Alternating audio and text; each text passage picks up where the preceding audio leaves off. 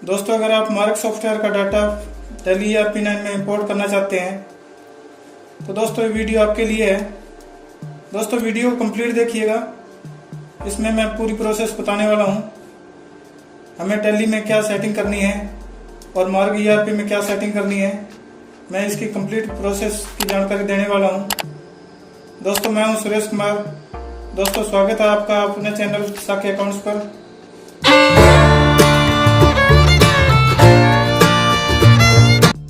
तो आइए चलते हैं दोस्तों, हम देखते हैं मार्क से टैली ERP में डाटा कैसे इंपोर्ट करना है। दोस्तों मैंने यहाँ पर मार्क सॉफ्टवेयर ओपन कर रखा है। मैंने ये फर्म ओपन कर रखी है, जिनिक मोनिक के नाम से है। तो दोस्तों मैंने इसका डाटा टैली ERP9 में इंपोर्ट करना है, जो 18-19 का डाटा है। मैंने टैली ERP9 में इंपोर्ट करना है।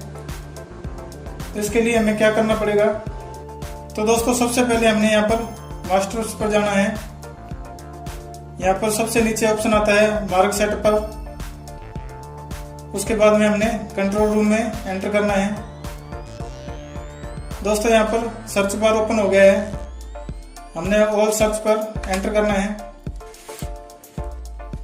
दोस्तों यहाँ पर हमने टाइप करना है एक्सपोर्ट और हमने एंटर करके एक्सेप्ट कर देना है।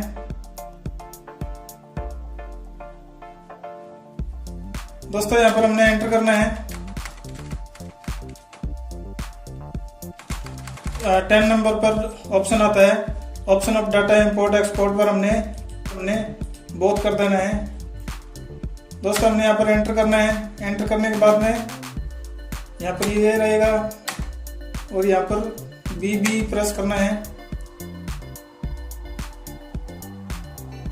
और दोस्तों यहाँ पर हमने और कुछ चेंजिंग नहीं करनी है और हमने एंटर करके इसको एक्सेप्ट कर देना है और ESC से सेव चेंजेस कर देंगे और यहाँ पर यस कर देंगे। दोस्तों यहाँ पर इसके बाद में हमने रिपोर्ट्स पर जाना है। रिपोर्ट पर जाने के बाद में मैनेजमेंट रिपोर्ट पर जाना है और दोस्तों यहाँ पर हमने चेंज ऑपरेटर पावर पर जाना है। दोस्तों यहाँ पर हमने जो पासवर्ड दे रखा है वो पासवर्ड यहाँ पर एंटर करना है। एंटर करने के बाद में दोस्तों यहाँ पर सबसे ऊपर मेरे पास जो 001 पासवर्ड लगाया हुआ है, यहाँ पर मैं एंटर करता हूँ। यहाँ पर दोस्तों आप सर्च इन ऑल पर मैं एंटर करूँगा। दोस्तों यहाँ पर मैंने एक्सपोर्ट लिख देना है और एंटर कर देना है। दोस्तों यहाँ पर एडिट एक्सपोर्ट इंपोर्ट पर यस होना चाहिए, तो यहाँ पर मेरा ऑलरेडी यस है, तो मैं यहाँ पर एंटर करके इसको ESC से बाहर आ जाता हूँ और सेव चेंजेस पर यस कर देता हूँ और शो टू क्यूट पर यस कर देता हूँ। तीसरे स्टेप में हमने फिर रिपोर्ट पर जाना है। रिपोर्ट पर जाने के बाद में हमने मैनेजमेंट रिपोर्ट पर जाना है, फिर यूटिलिटी पर जाएंगे। यूटिलिटी के बाद में हमने डाटा इंपोर्ट एक्सपोर्ट पर जाना है। दोस्तों इसमें ऑप्शन आता है टैली BG एक्सपोर्ट इंपोर्ट पर हमने क्लिक कर देना है। क्लिक करने के बाद में दोस्तों यहाँ पर एक ऑप्शन ओपन हो गया है टैली BG इंपोर्ट एक्सपोर्ट, तो हमने यहाँ पर ओके कर देना है। ओके करने के बाद में दोस्तों यहाँ पर हमने एक्सपोर्ट मार्क टू टैली करना है। दोस्तों यहाँ पर हमने एक्सपोर्ट ऑप्शन पर क्लिक करना है और ट्रांजैक्शन पर क्लिक करना है। इंक्लूड इन्वेंटरी पर यस करना है। दोस्तों यहाँ पर हमने जो मास्टर्स है, जो हमने कहाँ पर सेव करना है, इसकी XML फाइल बनेगी, वो हमने कहाँ पर सेव करना है। मैं इसको डेस्कटॉप पर सेव कर लेता हूँ। यहाँ से मैं C पर जाता हूँ। C पर बाद में यूजर पर जाऊँगा। यूजर के बाद में मैं डेस्कटॉप पर जाऊँगा और यहाँ पर मैं इसको सेलेक्ट कर लेता हूँ। तो सबसे पहले आपने ध्यान रखना है, जब भी हमने डाटा इंपोर्ट करना हो तो हमने बैकअप लेना है। बैकअप लेने की प्रोसेस मैंने पिछली वीडियो में बताई हुई है। मार्क से बैकअप कैसे लिया जाता है वो आप मैंने डिस्क्रिप्शन बॉक्स में इसका लिंक दे दिया है, वहां से इसको चेक कर सकते हो। तो दोस्तों यहाँ पर हमने आगे पीरियड सेलेक्ट करना है, सभी पर क्लिक करके और पीरियड सेलेक्ट करना है। 1/4/18 से 31/3/19 तक मैंने पीरियड सेलेक्ट कर रखा है। आपने जब तक का भी डाटा एक्सपोर्ट इंपोर्ट करना हो वहां तक का पीरियड दे सकते हो।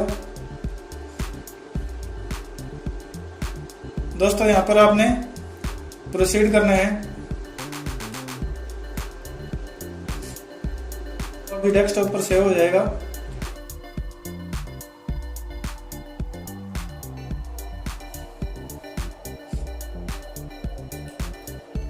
दोस्तों हमारा डाटा सेव हो चुका है। यहाँ पर 2 फाइल बन चुकी हैं, एक मास्टर के नाम से फाइल बन चुकी है, एक डे बुक के नाम से फाइल बन चुकी है। दोस्तों इसके बाद में हमने टैली ओपन करना है। दोस्तों इसमें कोई हमने फर्म क्रिएट नहीं की है, हमने सबसे पहले कंपनी क्रिएट करनी है। कंपनी क्रिएट करने के लिए मैं कंपनी पर जाऊंगा, कंपनी क्रिएट पर जाऊंगा। जनित मोनित का डाटा हमने ट्रांसफर करना है, तो मैं यहाँ पर जनित मोनित एंटरप्राइजेज के नाम से कंपनी बना लेता हूँ।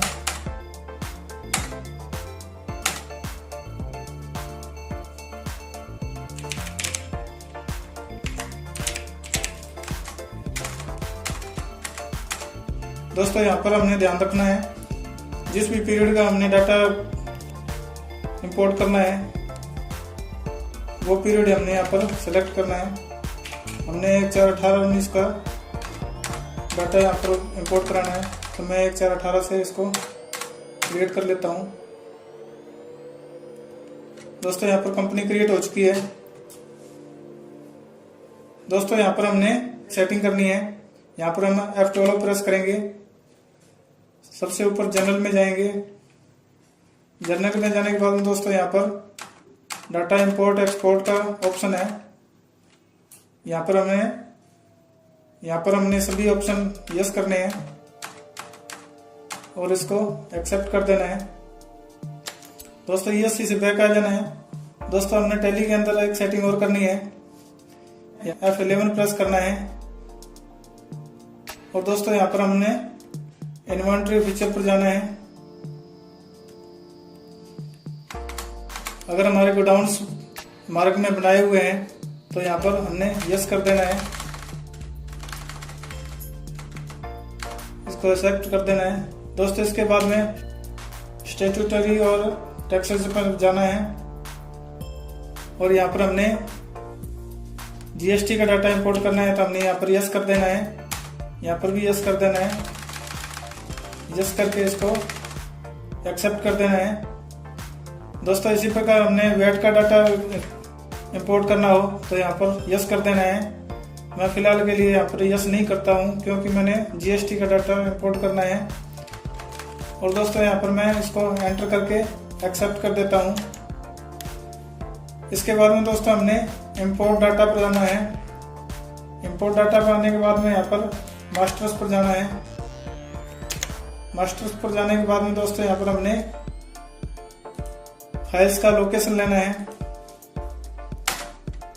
हमने यहाँ पर डाटा पर जाना है। डाटा पर जाने के बाद में हम मास्टर्स में जाएंगे और इसकी प्रॉपर्टी पर जाएंगे। प्रॉपर्टी पर जाने के बाद में दोस्तों यहाँ पर हमने सिक्योरिटी पर जाना है। सिक्योरिटी पर हमने इसका लोकेशन ले लेना है। यहाँ से हम कॉपी कर लेंगे। कॉपी करने के बाद में दोस्तों हम वापस टैली में आएंगे और कंट्रोल Alt और V की सहायता से यहाँ पर हम उसको पेस्ट कर देंगे और यहाँ से एंटर कर देंगे। एंटर करने के बाद में दोस्तों यहाँ पर 3 ऑप्शन ओपन होते हैं। हमने सबसे लास्ट में मॉडिफाई विद न्यू डाटा पर एंटर करना है। न्यू डाटा पर एंटर करना है। एंटर करने के बाद में दोस्तों यहाँ से हमारा डाटा इंपोर्ट हो रहा है।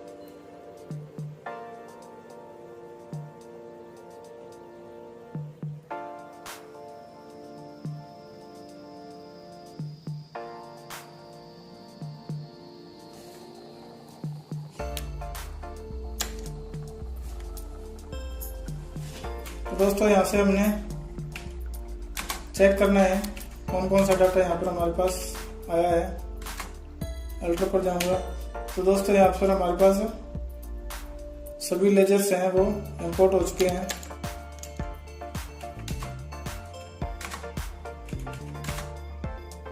और जो आइटम्स थी वो भी हमारे पास इंपोर्ट हो चुकी हैं। दोस्तों हमने अब डे बुक इंपोर्ट करना है। डे बुक इंपोर्ट करने के लिए दोस्तों हमने यहाँ पर डे बुक पर क्लिक करना है और यहाँ से हम इसकी प्रॉपर्टी पर जाएंगे। प्रॉपर्टी की जाने के बाद में सिक्योरिटी पर जाएंगे। सिक्योरिटी से हमने इसका लोकेशन ले लेना है। लोकेशन यहाँ से कॉपी करेंगे। कॉपी करने के बाद में दोस्तों हम टैली पर आएंगे। टैली पर इंपोर्ट डाटा पर एंटर करेंगे। दोस्तों यहाँ पर हम वाउचर्स पर जाएंगे। वाउचर्स पर जाने के बाद में दोस्तों हमने जो लोकेशन कॉपी किया है यहाँ पर हमने पेस्ट कर देना है। दोस्तों यहाँ पर हमने कॉपी करके एंटर कर देना है। जैसे हम एंटर करते हैं तो डाटा इंपोर्ट होना स्टार्ट हो जाता है।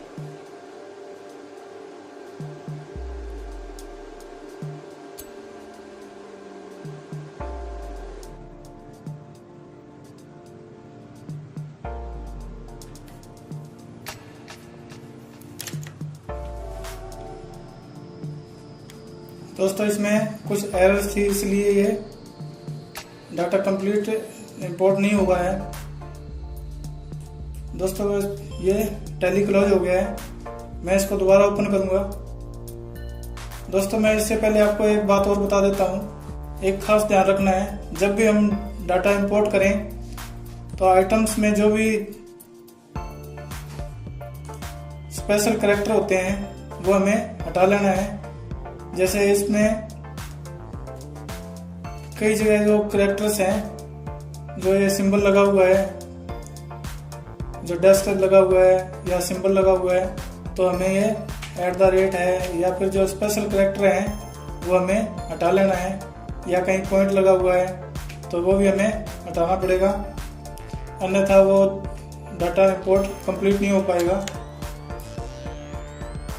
तो दोस्तों मैं टैली दोबारा ओपन करता हूँ।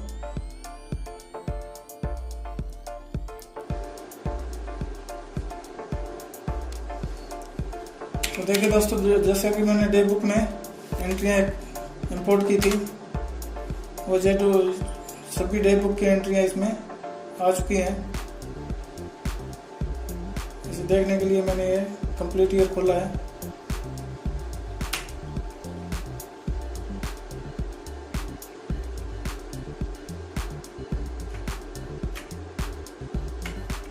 इसमें जो सेल्स परचेज है वो भी हमारे पास कंप्लीट आ चुका है।